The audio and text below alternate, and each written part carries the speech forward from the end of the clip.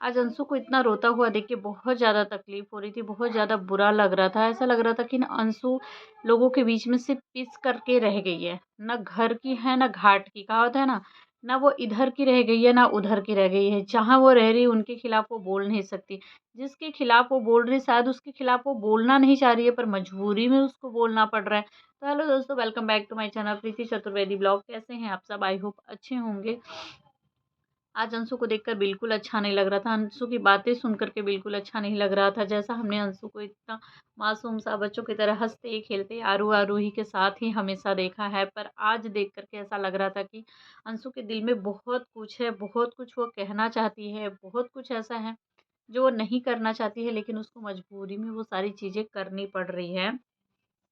उससे पहले की एक बात बताऊँ आप लोगों को कि अ, 2 दिन पहले कल कल अंशु ने एक शॉर्ट्स वीडियो डाला था जिसमें ना अंशु ने एक गिरगिट पकड़ा हुआ था। हाथों में बकायदा गिरगिट को लिया हुआ था और बोल रही थी कि अब मैं इसे आज़ाद करने जा रही हूँ और मैं इसे छोड़ रही हूँ करके। उस गिरगिट वाले शॉर्ट्स पे भी अंशु को लोगों ने बहुत ज़्यादा ट्रोल किया।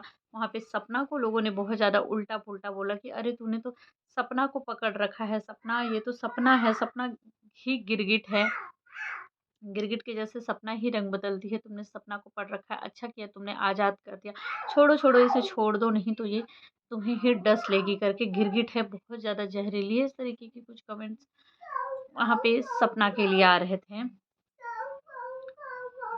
अंशु अच्छा वीडियो डाले, खराब वीडियो डाले, उस वीडियो का मतलब लोग सपना से रिलेट कर लेते हैं। सपना कुछ बोले, अच्छा बोले, खराब बोले, उस वीडियो से लोग अंशु को रिलेट कर लेते हैं। जबकि सपना ने एक बार बहुत पहले बोला हुआ था कि हमारे बीच में सब कुछ सही है, हमारा रिश्ता भी ठीक है, पर हम सोशल मीडिया पे अब नहीं दिखाना चाहेंगे क्योंकि जो है अगर अंशु मेरा नाम लेती है अपने वीडियोस में तो अंशु को गाली मुझे गाली पड़ने लगती है और मैं अगर अंशु का नाम लेती तो अंशु को गाली पड़ने लगती है। तो इसके लिए हम जो भी हमारा रिश्ता जो भी रहेगा वो ऑफलाइन रहेगा, लेकिन ऑनलाइन नहीं रहेगा क्योंकि ऑनलाइन होने से एक दूसरे को ट्रोल किया जाता है, ख़ास करके उस बच्ची को किया जाता है, जो कि मैं बिल्कुल नहीं चाहूँगी कि अंशु को ट्रोल किया जाए। लेकिन अंशु और सपना के बीच में सॉरी गाइस कोई भी रिश्ता नहीं है अब। सारे रिश्ते जो भी थे वो ख़त्म ही हो गए क्योंकि जिस तरीके से इनकी वीडियोज़ आई, क्योंकि अंशु को ना बहुत सारी जगहों पे चुप रहने की बहुत ज़्यादा ज़रूरत थी।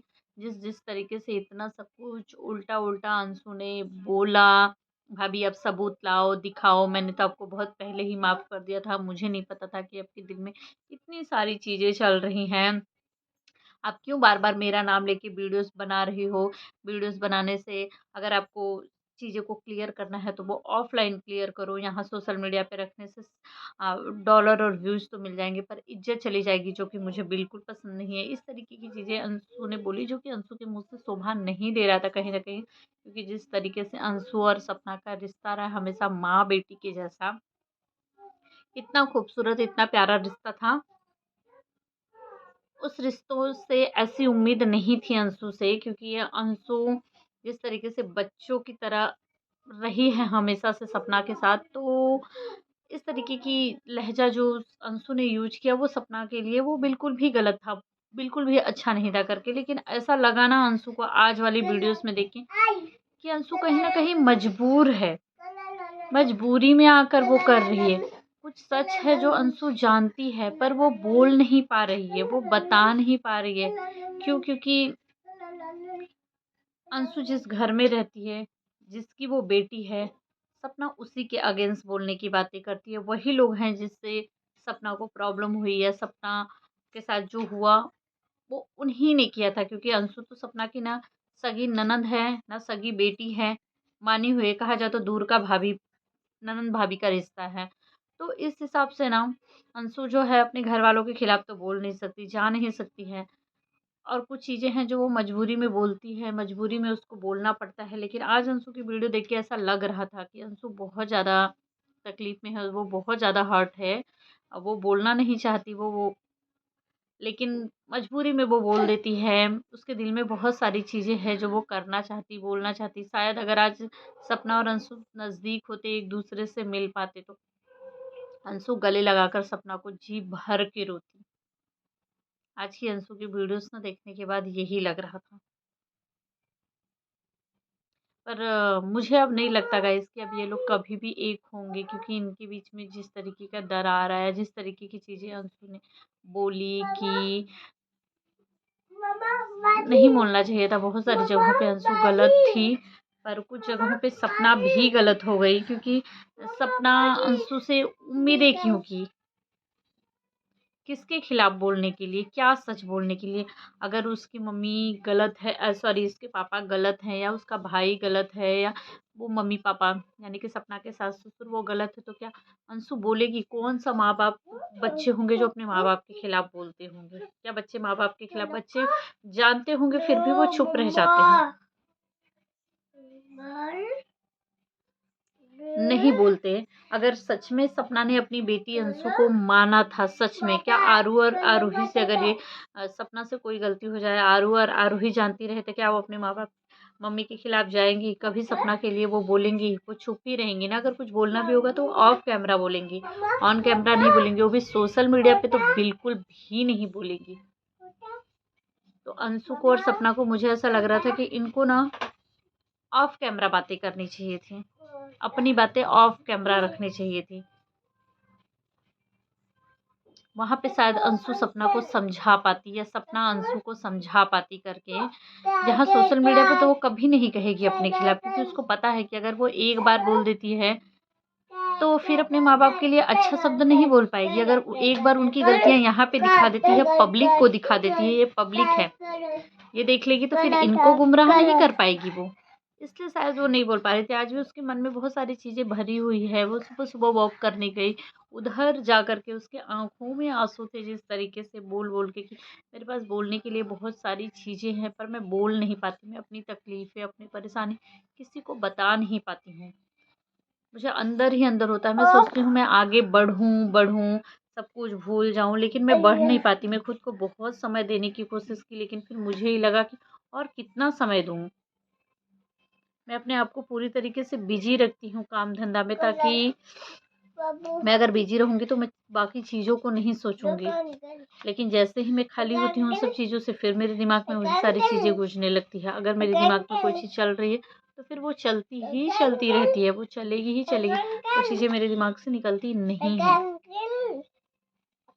इतनी कम उम्र में यार, वो क्या कर रही है? 12th में ही है ना, इतनी कम उम्र में इतना सोचना क्या? मुझे नहीं लगता कि इतना लोड किसी छोटे से बच्चे के ऊपर, 9th-10th में, 11th-12th में पढ़ने वाले बच्चों के पास इतना टेंशन प्रेशर होगा, क्योंकि उन बच्चों का तो खाना-पीना, दोस्तों के साथ घूमना-टहलना, मौज-मस्ती, पढ़ाई-लिखाई, उनको तो यही होता है ना। उनको क्या, कोई भी अनमैरिड लड़की होगी तो उनको किसी भी प्रकार का टेंशन नहीं होता है, जब तक वो माँ-बाप के घर में होते हैं। उनकी दुनिया ही अलग होती है। माँ-बाप को कितना भी टेंशन होने दो, प्रेशर होने दो, घर का माहौल कुछ भी होने दो, पर बच्चों को टेंशन नहीं होता। बच्चों का ज़िंदगी वही होता है, क्योंकि उनको पता है शादी के बाद तो ये सारी चीज़ें शादी के बाद होती है लाइफ में। 2-2 घर का टेंशन, प्रेशर, मतलब ये सारी चीज़ें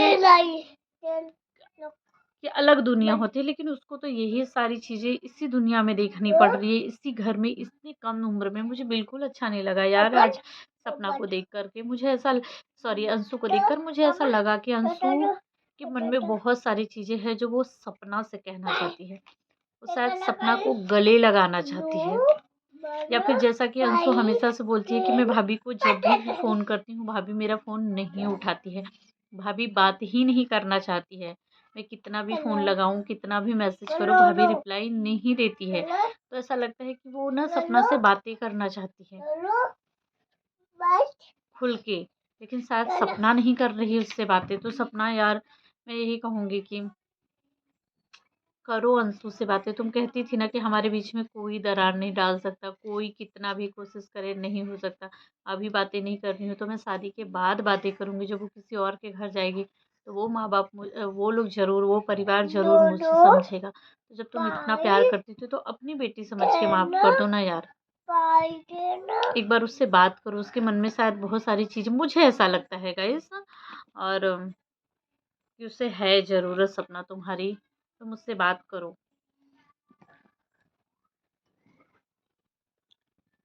तो यही है सारी चीज़ें चली, पर सपना का देख कर के भी बहुत अच्छा लग रहा था कि सपना मतलब क्या कर रहे हो? सपना के घर में इतनी सारी खुशियाँ आई हैं, घर ले लिया आरूही इतनी ज़्यादा खुश है। आरूही को देख कर के पापा का फ़ोटो बहुत ज़्यादा तकलीफ़ हुई कि वो जिस तरीके से पापा का फ़ोटो लेके पापा, पापा कर रही थी। मुझे भी पापा को देखना है, मुझे अच्छा नहीं लगा, बहुत ज़्यादा तकलीफ़ हुई करके, लेकिन बहुत अच्छा लगा कि सपना ने अपना प्यारा-सा घर ले लिया है और सब कुछ सही चल रहा है। बस अब ऐसे ही सब कुछ सही चलता रहे तो गाइस आप सभी लोग भी सपना के लिए ढेर सारी ब्लेसिंग दीजिएगा।